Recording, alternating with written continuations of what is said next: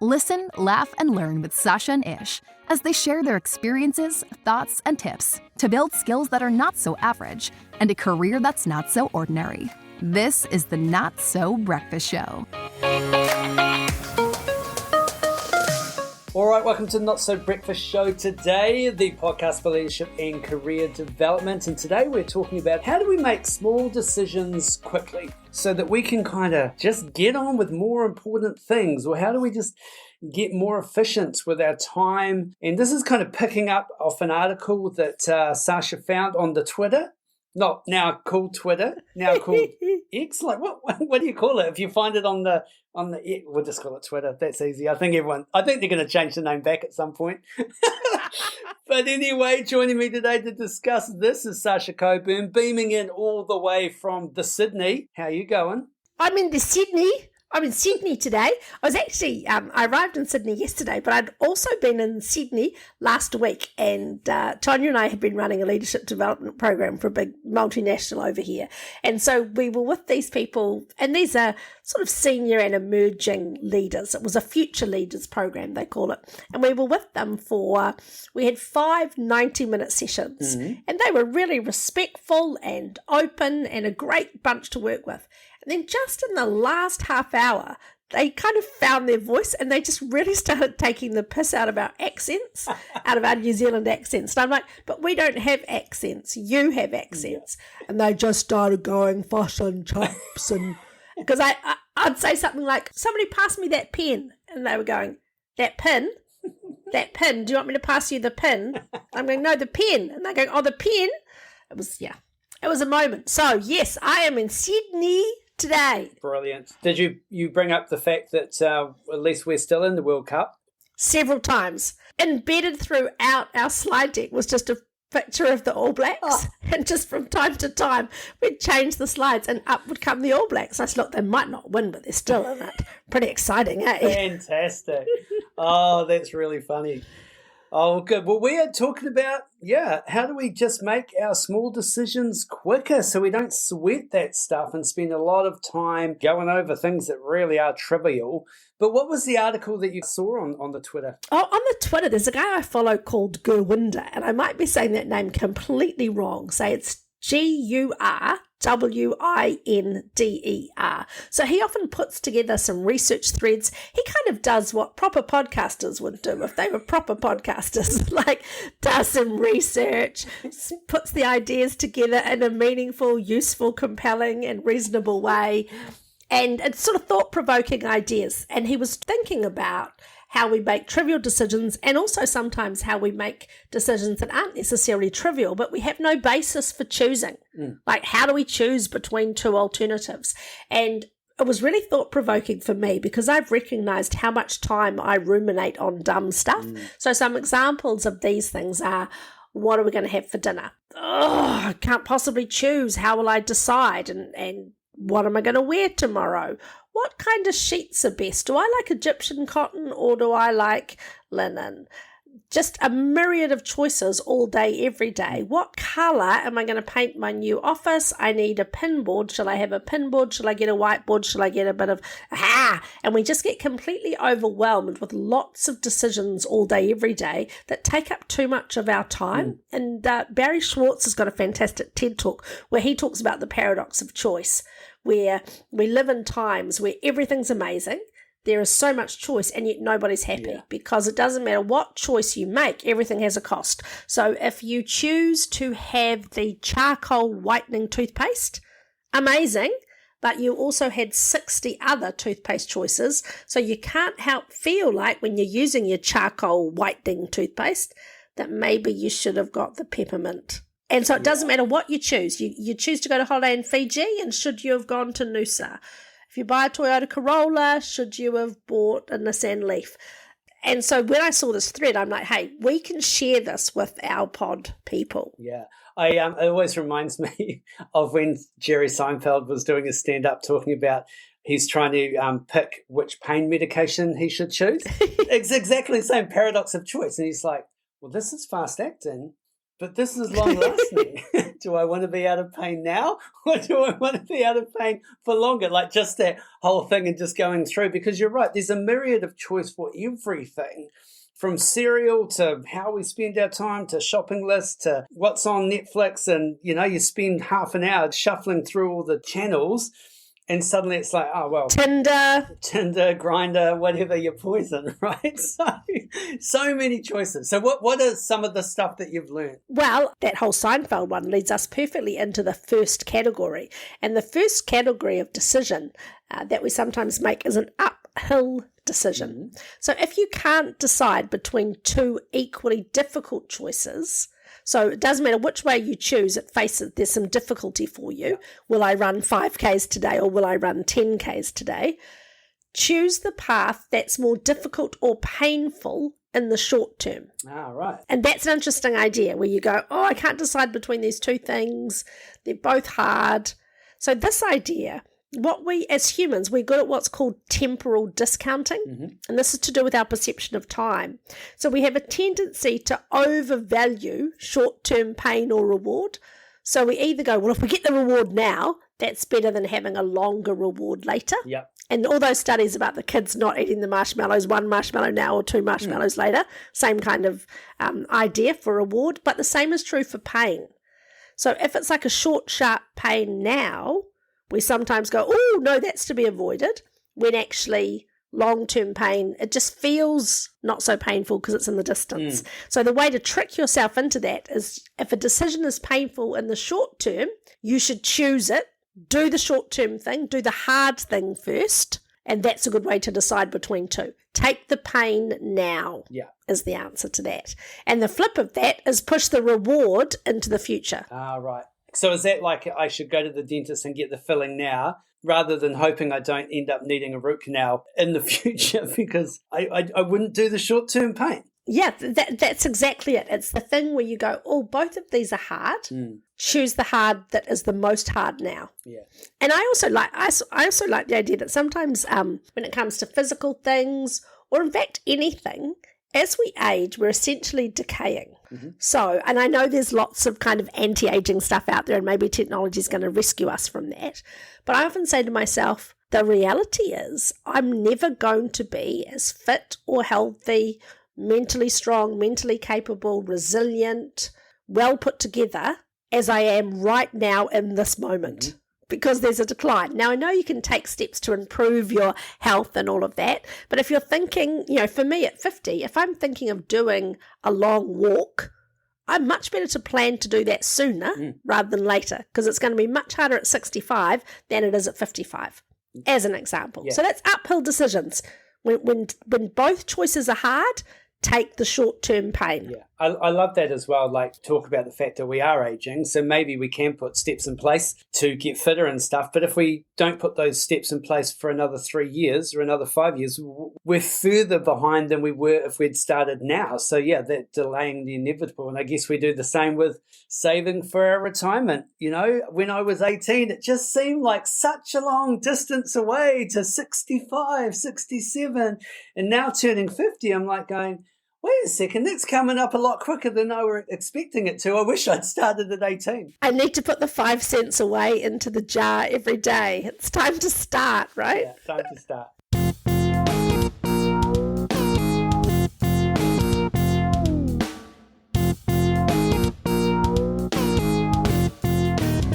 Okay, so the next one is the 2-minute rule. Oh. Okay. Now, I love this one because this is so much me.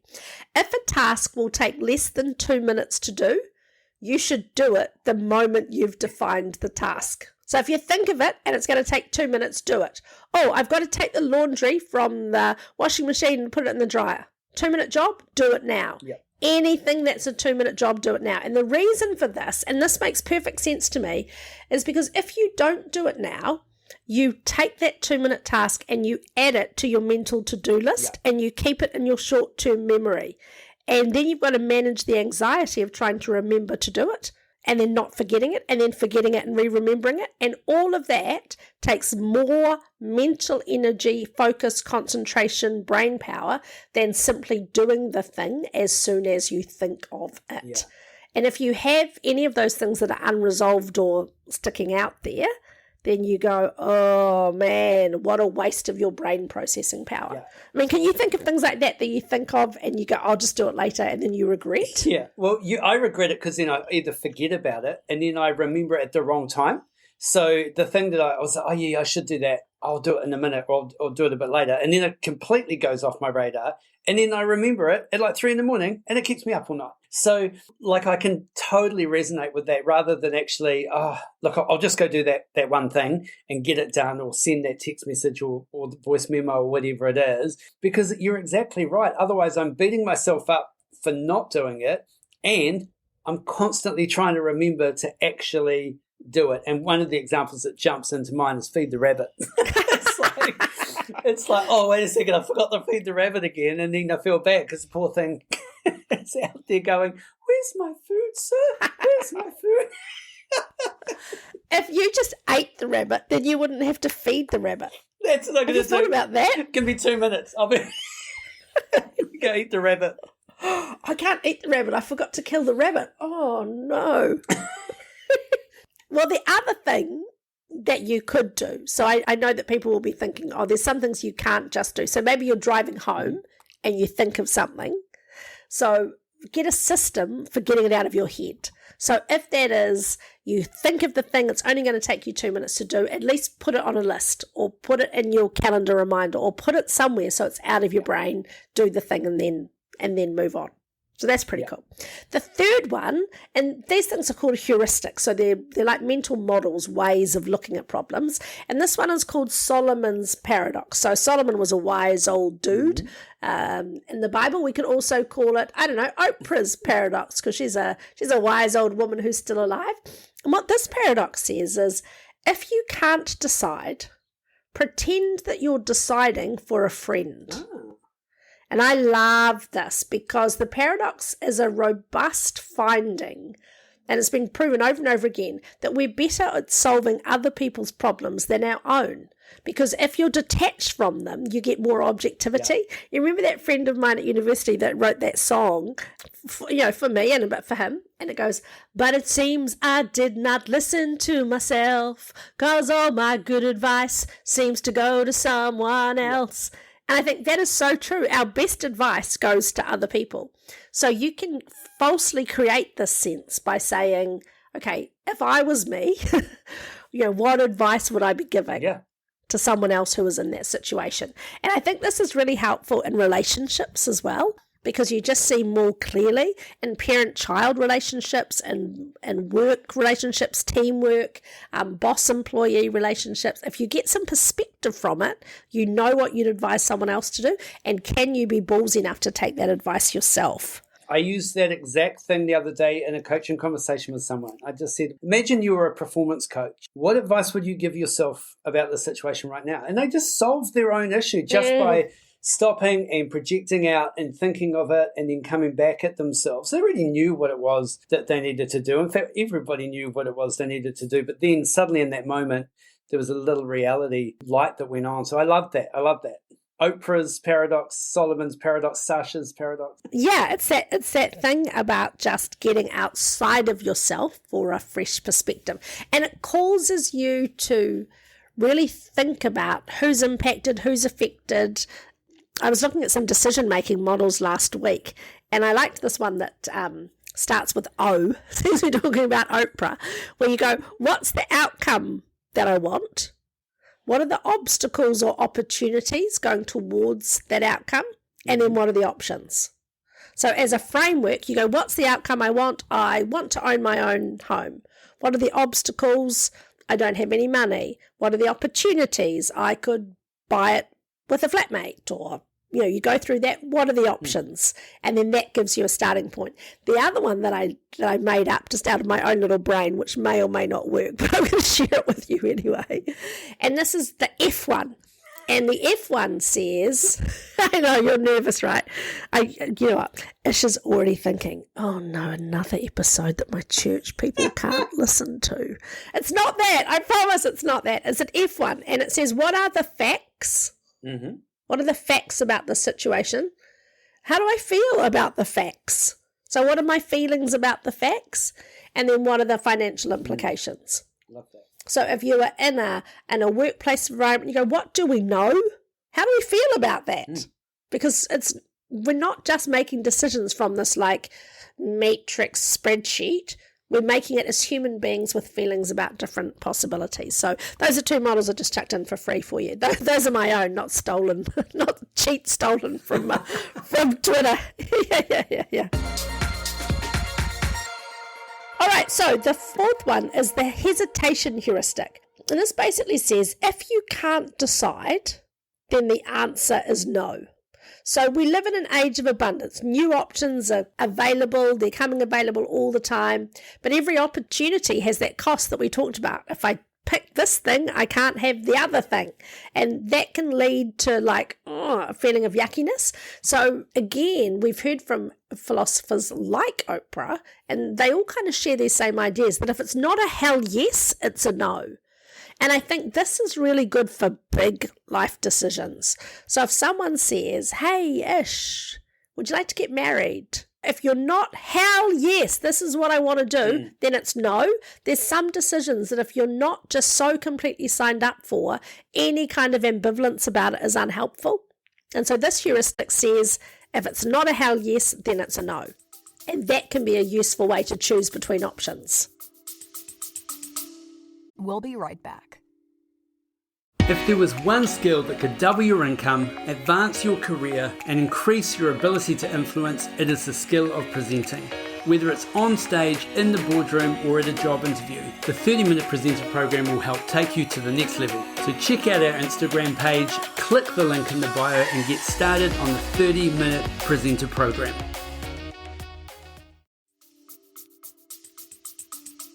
Right, got nothing to add to that. It makes perfect sense.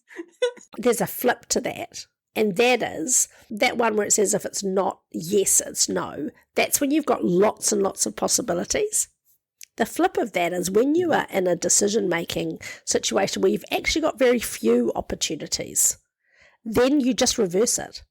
And you say, if it's not no, it's yes. Right. So, for example, you are now stranded on an island and the world has gone to hell and there's just you and 2 other people. And for the survival of the human race, you have to pick one of them to breed with. And you don't want any of them. You're still mourning Joe, who was killed in the apocalypse 10 years earlier. In that situation, when you've got real scarcity, you're not in abundance, then you just reverse it. And you say, if it's not no, it's yes. Would that go with eating fish as well on this desert island? Well, that's exactly it. So you can see how, let's think about, you had wanted to go on holiday, all the amazing places you wanted to stay are no longer booked, are no longer available, but you really need a holiday. So there's 2 choices and you're like, oh, which one can you live with? And so that's what it forces you to commit. And I think it's a really useful model.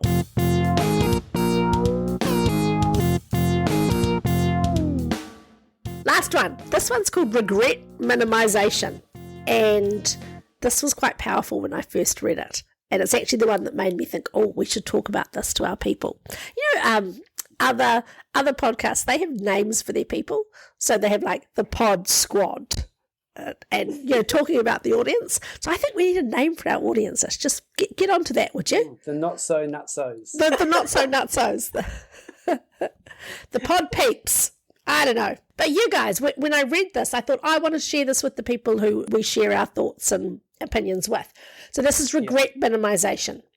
The opinion you should care most about is your future selves, or your future selves, rather. So if you're trying to find a way of deciding what you're going to do, ask yourself this question. How will this most impact me at some point in the future? And pick the option that is best for your future self. So this is great for like health decisions. Is my future self going to thank me for the donut, or is it going to thank me for the restraint? Even though my now self wants the sugar hit. What does my future self want? And you can break it down into time periods. So you can say, how is the decision I'm making now going to affect me in 10 minutes? How will it affect me in 10 months? And in 10 years' time, what's going to have been the right decision that I'm making right now.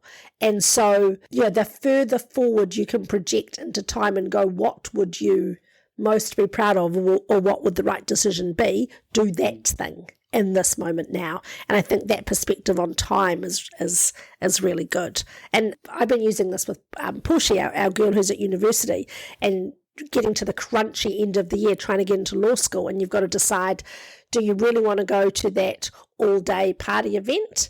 Well, you do, but what's the impact of that? And without being like the nana that goes, hey guys, I'm not going to any of the end of year social events, pick which ones will most help you also do some study. And when you get to exam day, which decision will you wish you have made? And just project, and I can't make that decision for her, but there's some models to go forward that go, how do I choose what is the best thing for me in this situation? Very cool. I love that one. The whole conversation is just sparking up in my mind how much time I probably do spend with trivial stuff, because that would be really interesting to be able to track and analyze how many times we actually do that, because that would be part of it, right? That level of awareness to actually go, how many times am I thinking about what I need to eat? How many times am I thinking about what I'm going to wear? How many times am I thinking about what activities I should start with? Like all of that stuff, if we could try to get some sort of awareness to it, system to it, or apply some of these principles, and then suddenly you've got more time on your hands to be able to do stuff that's important. Well, you end up like those tech jocks who wear the black skivvies every day, or the friend of mine, Andrew Johnson, who has his family meals are planned for a month. And But if you knew your family meals for a month, that means you just shop for them. It's all set up. You can see the knock-on effect. And I hate myself for even saying this. Who even am I when I'm talking about being that organised? But I can really see what the benefits of it are. I wonder, Ish, have you watched the Beckham documentary on Netflix? I'm watching it now. It is fantastic. We're about to watch episode 4 tonight, and I am loving it. One, because I was a little bit into soccer and Liverpool and Manchester United and watching that kind of rivalry. And so seeing this side of Beckham, I find fascinating. But also, like, I know people that aren't into sport at all, and they are just loving this documentary. It is filmed incredible. The soundtrack's incredible. It's beautiful, right? It's a beautiful documentary. It's so good. Yes, so I'm loving that. And so have you seen the scene yet where he used to just put his outfits out the night before? No, not yet. Okay, so please tell me about it. I'm going to tell you anyway, and I don't think it's much of a spoiler. One of the scenes in the documentary, you see his wardrobe, and it is immaculate, and everything has a spot. And he opens his T-shirt drawers, and all the T-shirts just have a little bit of T-shirt showing so you can see what they are. They are perfectly done. And the person who's making the documentary is not a very strong presence. They just occasionally will ask a little question from behind the camera. And so you hear this little voice saying, who does this for you? I mean, obviously the Beckhams have people, right? They've got staff up the wazoo. Who does this for you, or do you do this? And he says, yes, I do this. So David Beckham keeps his drawers it's not like perhaps a little bit OCD. It's off the charts OCD, how tidy everything is. And he talks about he used to put his outfits out the day ahead. So before he'd go to sleep at night, the outfit would go up on the hanger and he'd know what he was wearing. Now, that's gone even further. He has hanging on a rack all his outfits for the week are prepared, and he knows. So we want to be careful around some of this stuff. It's like we often find that lots of these geniuses have these quirks. Yeah. But you can see how there's some stuff that we can learn that would give us focus too. If we said, what are the things that we just stew around? And I don't care about making the little decisions. I care about how often I don't make the decision. So throughout the day, if I'm going to shop at 3:00, I will, and I'm using the food example, I'll think about what we're going to have for dinner 5 or 6 times before I get to the supermarket. Yeah. What a waste of time. I should think about it, decide, and go. Well, I need to take a leaf out of David Beckham's book, because I have lost all my shorts. Like, all my shorts are gone. So, and I have spent, rabbit. I have spent so much time this week looking for my shorts. I've emptied my drawers 2 or 3 times.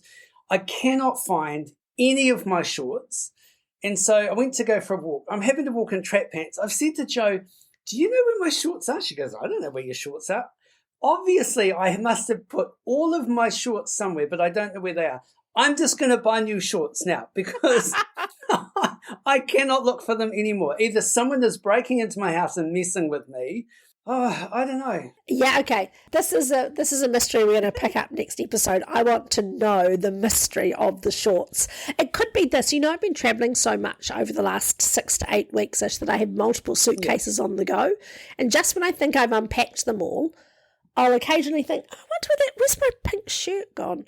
And then I find literally another suitcase that's just full of clothes. And I'm like, So I think I keep buying clothes because I feel like I don't have many clothes because I've actually got hidden suitcases of clothes. So you and I could both benefit with a bit of kind of just wardrobe organisation.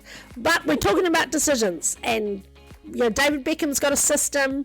We just encourage people, get a system for making good decisions. Recognise how much of your life is squandered with this trivial stuff, when there's frankly a heap of stuff going on in the world that needs brains and love and hearts and compassion and energy going towards stuff that matters. Well, next time you're opening up one of those random suitcases, can you just check my shorts are in there? You've got